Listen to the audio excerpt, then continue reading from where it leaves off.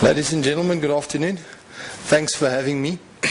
The topic to which we're going to speak today is the emergence of generations across the ages, rather than just concentrating on Generation Y. One of the reasons I find these conferences fascinating, because as we look here, we see multiple generations of people in the audience, excuse me, all working for individual organizations and all contributing to organizations in a very different way.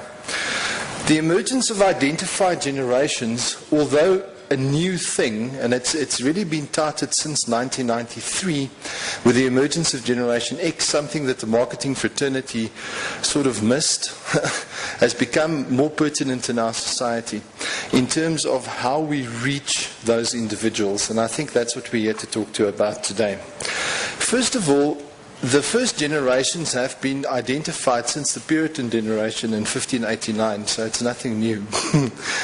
We are not going to go that far back today, hopefully.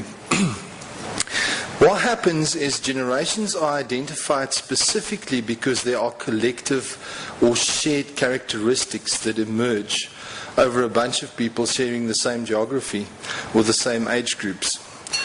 These cause us to market to them, to reach them, to manage them in very different ways.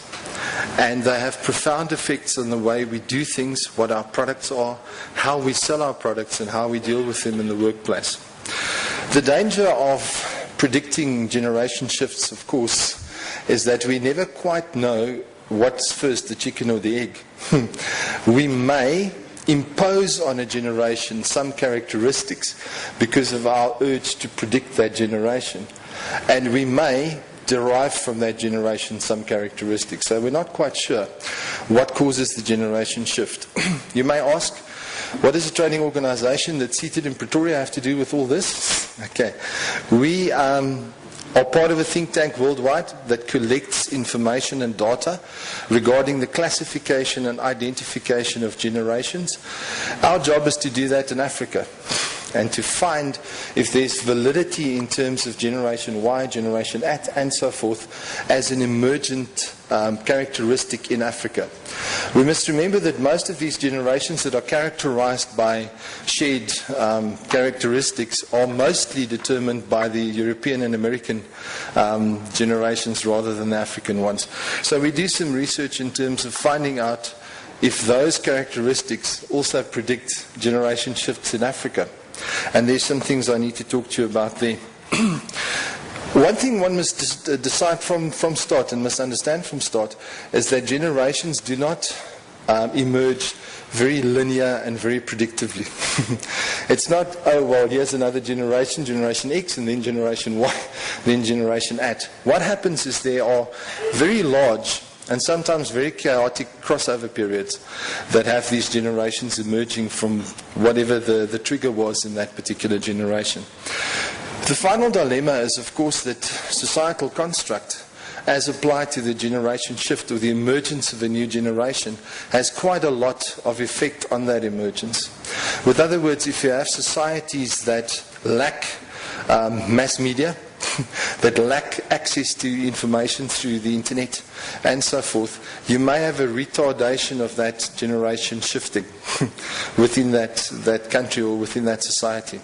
The other problem, of course, is in more traditional societies, you also have that anchor effect that causes a generation to shift perhaps much later than it does in Europe and America. And then, of course, societies that are in flux also cause a retardation of a generation shift. So, for instance, if a country is at war, like in Palestine, you have no emergence of a Generation X or a Generation Y. If there are countries that are, like in Congo, in permanent strife, the chances of a Generation X or Y characteristic emerging there is very, very small. Now, South African society has been troubled by a range of problems in terms of our power supply, in terms of the crime statistics and so forth. So you might have a retardation of the full emergence of the new Generation At, which we'll talk about right at the end. Because believe it or not, we've actually crossed the generational barrier and we're talking about the emergence of a brand new generation already. Alright, in terms of today's talk though, we're going to concentrate on the 4 most likely generations that are in the market at the moment and at workplaces. The first one we have to start with is the baby boomer generations. Sounds funny, baby boomer generation. The baby boomer generation is classified by the Americans having a lot more children in the affluent period from 1948 to about 1964. And those children emerge right at the end, you'll see, as Generation Y most prevalently. So the baby boomer generations are about between 60 and 45. They are currently the more senior people in business. They buy the more high-priced ticket in terms of goods. They, however, have particular characteristics which seem to clash in the workplace, certainly, but also validly in the marketplace with the emergent generations. The first one is, of course, baby boomers in general are very hard-working people. They're also very loyal. They tend to spend a lot more time at work because there's a perception amongst baby boomers that if you don't spend enough time, you're not getting the job done.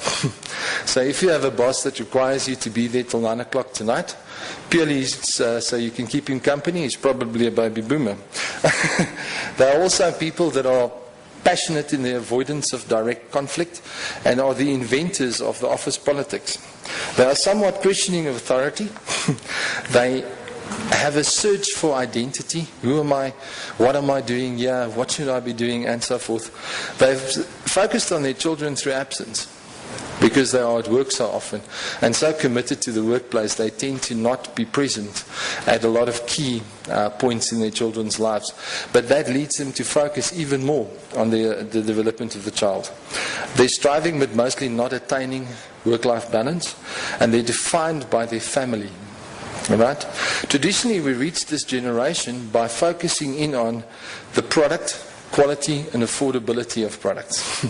And that's, if you remember the fab selling process, feature, advantage, benefit. Very much aimed and generated by baby boomer markets. The problem with baby boomers, though, is, and maybe I should address that a bit later, but baby boomers are also becoming more virtual in their shopping habits, in their social interaction habits. And that causes quite a problem at the end. The next one we have is Generation X, the non-traditionals, people who were born from about 1960 to 1975. With other words, they're in their mid-30s to early 40s now. They occupy the sort of senior management levels in business. They have particular characteristics. They have a non-traditional work style, and they are passionate about the non-traditional work style. The idea of home offices and of giving service to organizations without presence was perpetrated, if you will, by Generation X. They are very questioning of authority, but yet respectful, and we're going to talk about that just now, why I say but yet respectful. They have attained work-life balance, and they're quite passionate about not spending that amount of time at work that their parents used to. They are not very loyal to organizations because they are the victims, if you will, of large organizational restructuring and layoffs that happened during the 70s and 80s. So they have seen what excessive loyalty to organizations does or did to their parents, and they're not going to fall into the same trap. So they're more likely to change jobs more frequently. They have cold and distant parental relationships and seek independence in all things. There has been an emergence from the emergence of Generation X.